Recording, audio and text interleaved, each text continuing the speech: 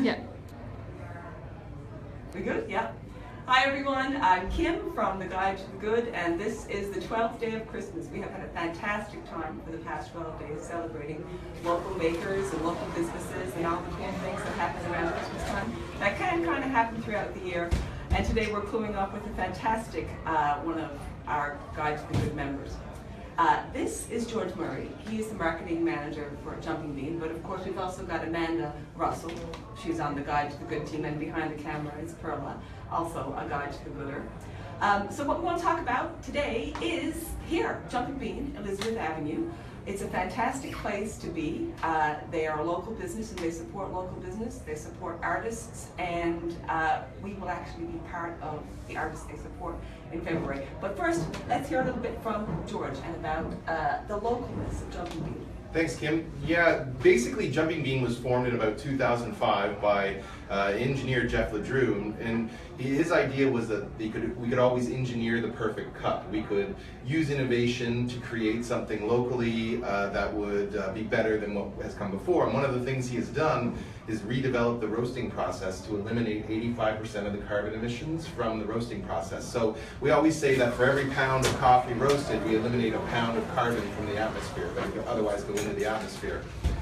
Even the K-cups, you know, those wasteful Keurig compatible cups that go with, 11 billion of them end up in landfills every year, something like that, maybe more than 11 billion now. Well, we've actually partnered to develop the first 100% compostable K-cup. So in fact, actually, it just becomes dirt after 6 weeks in a commercial composter. 6 weeks? Yeah, in your garbage, it probably takes a little bit longer, but in a commercial composter, it's 6 weeks. So basically, we're always trying to create the perfect, best tasting, most guilt-free cup of coffee at the most reasonable price. In our actual cafes, we always say that our cafes, like this one here is one of our franchises, our very successful franchise at Elizabeth Avenue, is every Jumping Bean should be the center of the community it finds itself in. So we post art on the walls from local artists. We have music nights starting, in fact, actually next Friday will be the winter program here at Elizabeth Avenue's Jumping Bean. So every Friday night there's musicians and that kind of thing. And they're up and coming people. Yeah, they're up and coming people, giving people their chance and so forth. And it creates quite a special community atmosphere. We're also involved in lots of other things, like our CEO and founder, Jeff LeDrew, just did the Shave for the Brave, and we sponsor those kinds of things. We did a special roast, a Shave for the Brave roast, where the proceeds from that went to the charity and so forth. So we're always looking for those kinds of things, and we're always trying to be the center of whatever community we find ourselves in.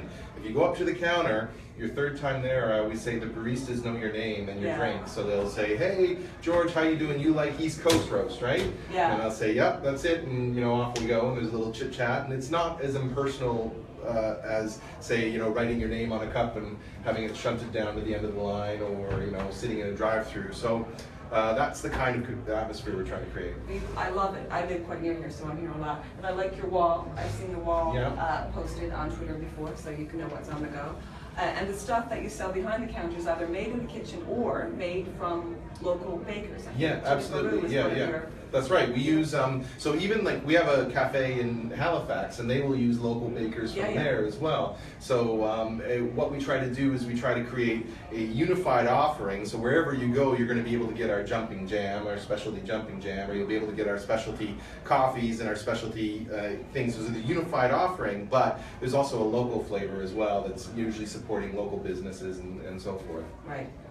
Cool. Okay, so we're going to do a little switch there now. Oh, and we're here in the porch because it's so busy and so loud in there. It's a wonderful sound, but it's hard to hear when we're live. So before Amanda switches, tell us what your favorite thing is. My favorite thing is lattes. So today I tried the salted caramel latte. I have to say I'm really impressed. Special today. It is special today. My favorite is, some people say Tanzanian. I say Tanzanian, but it's excellent. I brew it as an espresso drink, and it's fantastic. My favorite drink here is the double shot Sicilian. Double shot Sicilian, that's hard to beat. I also drink those, but for my daily, what I keep at home is East Coast roast, which is one of our four signature roasts. So our four signature roasts are Lighthouse roast, the light coffee drinker, East Coast roast for the medium, Deepwater Dark for the dark, and then we also have our Screech coffee flavor, which is very popular, especially with tourists and people from away, or Right. people who are away and want a little taste of Newfoundland. Right. They quite often get those at Christmas, so those are my favorites. And now Perla. So my favorite is also the double shot Sicilian. Kim kind of got me into it. And yeah, like the Tanzanian of the Express is like the best roast ever. And the brownies are amazing too. So we'll put up a picture of some of the stuff behind the counter. We'll do a little scan behind. But this has been great and fun, and thank you very much, George and Amanda and Perla. Thank you guys. I hope to see you all at Jumping Bean. Woohoo!